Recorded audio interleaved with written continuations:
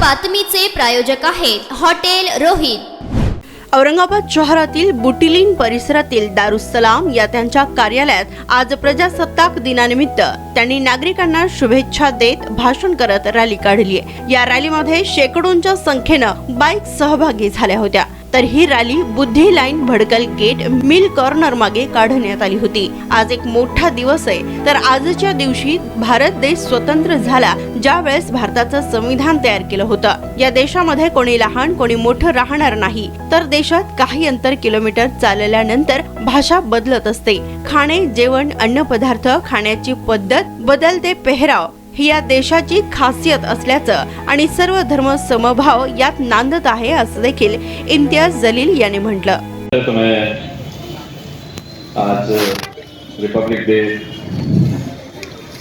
प्रजासत्ताक दिन के देशवासियों को बहुत बहुत हार्दिक मुबारकबाद पेश करता हूँ।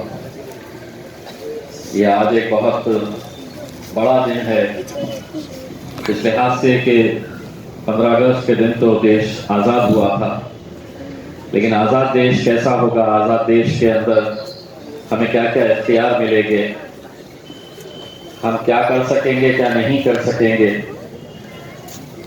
इसकी एक पूरी तरह से एक किताब के जरिए जो इस मुल्क के सामने लाया गया था, वो डॉक्टर बाबा साहब अम्बेडकर जी ने जब इस मुल्क का संविधान तैयार किया तो ये ख्याल रखा गया उसमें कि इस मुल्क के अंदर कोई छोटा नहीं होगा, कोई बड़ा नहीं होगा, हर इंसान को वो सभी इख्तियार हासिल होंगे। क्या हम कर सकते हैं अगर कोई गरीब आदमी को जो इख्तियार है वो अरबोपति और करोड़पति को भी वही इख्तियार हासिल है। हम अलग अलग जबानों में बटे हुए थे। आज भी पूरी दुनिया के अंदर अगर कोई ऐसा मुल्क है कि जहां पर हर कुछ किलोमीटर के बाद जबानें बदल जाती है, पहनने ओढ़ने के पोशाक बदल जाते हैं, खाने पीने के तरीके बदल जाते हैं, लेकिन सभी अगर मिला दें तो एक मजबूत मुल्क बनता है जो ये भारत देश है। लेकिन आज पिछले कुछ सालों से एक ऐसी साजिश रची जा रही है कि डॉक्टर बाबा साहब अम्बेडकर के संविधान के अंदर जो आज़ादी दी गई है, जो बोलने का, लिखने का, अपने ख्यालात का इजहार करने का जो इख्तियार उस संविधान के अंदर दिया गया है, उस संविधान को बदलने की पूरी साजिश, पूरी कोशिश हो रही है। और मैं समझता हूं कि देश के लिए इससे ज्यादा कोई घातक, कोई नुकसानदेह बात हो नहीं सकती। इसीलिए जो इस संविधान के ऊपर यकीन रखते हैं उन सभी लोगों को अपनी जात, धर्म, मजहब सब एक तरफ रखते हुए इस संविधान को कैसे बचाया जाए इसकी फिक्र करने की जरूरत है। मुल्क तरक्की तो कर रहा है, मुल्क आगे तो बढ़ रहा है, लेकिन कहीं ना कहीं इस मुल्क के अंदर कुछ खास तबकों को निशाना बनाया जा रहा है, उनके इख्तियार छीनने की कोशिश की जा रही है, उन्हें कमजोर बनाने की कोशिश की जा रही है।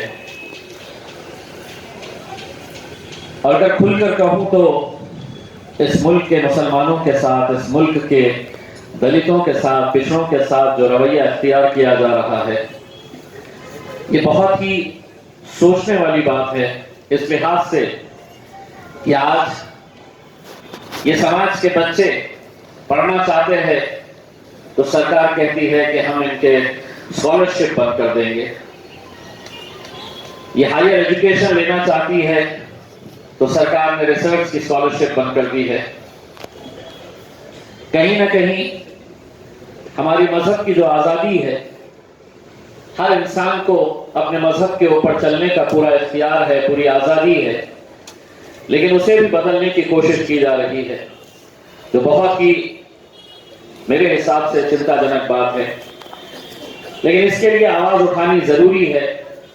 किसी न किसी को तो बोलने की कहीं न कहीं से हिम्मत मिलनी चाहिए। और अल्हम्दुलिल्लाह आप लोगों ने जिस मुकाम के ऊपर हमें भेजा है, मैं औरंगाबाद की आवाम का तहे दिल से शुक्रिया अदा करता हूं कि आप लोगों की ताकत थी, आप लोगों की दुआएं थी कि आज मैं हिंदुस्तान के उस अजीम और शान सबसे बड़ा ऐवान, जहां पर इस मुल्क के फैसले लिए जाते हैं, जहां पर इस मुल्क के कानून बनाए जाते हैं, वहां पर आपका बेटा, आपका भाई, आपका दोस्त खड़े रहता है और सरकार को दो टूक सुनाता है कि ये गलत हो रहा है, ये सही हो रहा है। मुझे जाती तौर के ऊपर इस बात की भी खुशी होती है कि बहुत सारे लोग आज से कुछ साल पहले तक औरंगाबाद के नाम से शायद वाकिफ भी नहीं थे। कई सारे ऐसे लोग मिलते थे जो पूछते थे कि बंबई से कितनी दूर है, ये कहाँ आता है। ऐसे सवाल भी मैंने लोगों से इस मुल्क के अंदर सुने हैं। लेकिन आज हिंदुस्तान के किसी भी कोने में चले जाइए, वो देख के ही पहचानते हैं, वो देखते ही समझ जाते हैं ये मजलिस इत्तेहादुल मुस्लिमीन का सांसद है जो औरंगाबाद से आता है। यही आप लोगों की ताकत थी कि आज जब मैं पार्लियामेंट के अंदर खड़े रहता हूं बोलने के लिए, तो कहीं ना कहीं इस बात का एहसास रहता है कि जिन लोगों ने मुझसे ये उम्मीद की थी कि तुम वहां जाओगे और हमारे लिए आवाज उठाओगे, चाहे वो किसान हो, चाहे वो गरीब हो, बेरोजगार हो, चाहे वो खिलाड़ी हो, चाहे वो पिछड़ा समाज हो, दलित हो, मुसलमान हो, इन सब की आवाज जब वहां पर उठाते हैं तो कहीं ना कहीं कितने भी आपके कट्टर विरोधी हो, वो आकर ये बात जरूर बोलते हैं कि आपने जो बोला है वो सही बोला है, हम बोल नहीं सकते हैं। लेकिन हम उनको यही कहते हैं कि हम तो यहाँ पर बोलने के लिए आए हैं और डट कर बोलने के लिए आए हैं। जो सच है वो बोलने के लिए आए हैं, किसी को पसंद आए, किसी को नहीं पसंद आए। लेकिन आज लोग बोलने से भी इस बात के लिए डरते हैं। आज खुशी इस बात की होती है कि अगर एक असिस्टेंट कमिश्नर ऑफ पुलिस अगर एक हमारी बहन के साथ अगर बदसलूकी करता है, बदतमीजी करता है, अगर उसके साथ एक ऐसी घिनौनी हरकत करता है। मैंने तमाम राजनीतिक पार्टी के नेताओं को देखा कि जाकर वो पुलिस के पास एक कागज का टुकड़ा दे रहे, एक मेमोरेंडम दे रहे और कह रहे हैं कार्रवाई की मांग कर रहे थे। लेकिन ये तुम्हारा भाई, तुम्हारा बेटा और तुम्हारा दोस्त था जिसने डायरेक्टर जनरल ऑफ पुलिस को फोन किया और कहा कि ये बच्ची मेरी बहन है।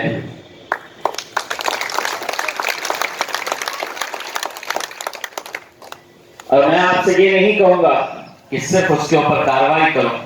मैंने उनको ये कहा कि 24 घंटे का टाइम दे रहा हूं। अगर ये सस्पेंड नहीं हुआ तो फिर देखिएगा कि औरंगाबाद की सड़कों के ऊपर मैं कैसा सरों का समंदर लेकर आता हूं। सिर्फ 18 घंटे लगे और 18 घंटे के अंदर ही सस्पेंशन का ऑर्डर आ गया।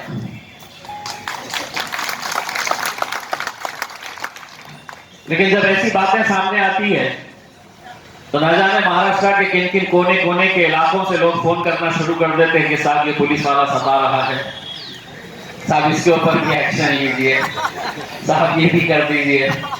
और मैं लोगों से यही कहता हूं कि मेरा दायित्व यकीनन जिस आवाम ने मुझे चुनकर दिया है उनके ऊपर है। लेकिन ऐसा नहीं है कि कहीं और दूसरे इलाकों के अंदर अगर किसी के साथ नाइंसाफी हो रही है तो हम उनके खिलाफ आवाज नहीं उठाएंगे।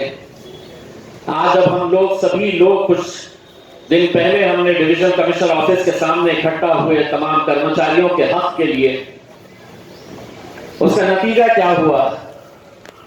आपको लगा होगा कि सिर्फ हमने एक दिन का आंदोलन किया और एक दिन का आंदोलन करने के बाद हम खामोश बैठ गए।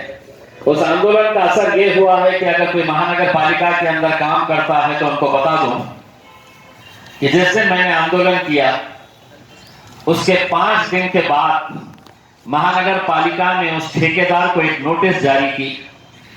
ईएसआईसी ने, ईएसआईसी मतलब जो कर्मचारी काम करते हैं कॉन्ट्रैक्ट के ऊपर, उनके और उनके परिवार वालों को मेडिकल की सुविधाएं मिलती है, लेकिन जब ठेकेदार ईएसआईसी का पैसा ही नहीं जमा कर रहा तो उनको ना मेडिकल की सुविधाएं मिल रही, ना उनके परिवार वालों को मेडिकल की सुविधाएं मिल रही।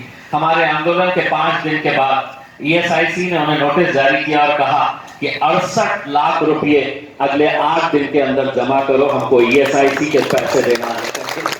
और उसमें उस पत्र के अंदर उन्होंने लिखा है कि ये खासदार ने ये मांग की है कि ईएसआईसी का, पीएफ का पूरा पैसा मिलना चाहिए। मेरा क्या फायदा है इसमें, हमारे मजलिस का क्या फायदा है इससे?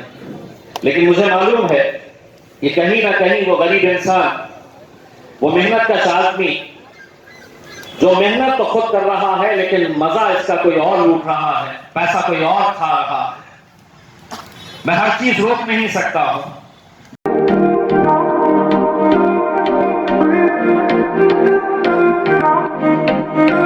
सोलापुरात व्हेज नॉन व्हेज जेवण मिळण्याचं एकमेव ठिकाण हॉटेल रोहित। चवीला टेस्ट हॉटेल रोहितचे जेवण बेस्ट। बर्थडे पार्टी, कार्यक्रम, विविध पार्टींचे ऑर्डर्स स्वीकारले जातील। ग्राहकांसाठी खास पार्सलची सोय। आमचा पत्ता हॉटेल रोहित, 7 रस्ता opposite Kaligar petrol pump, Solapur.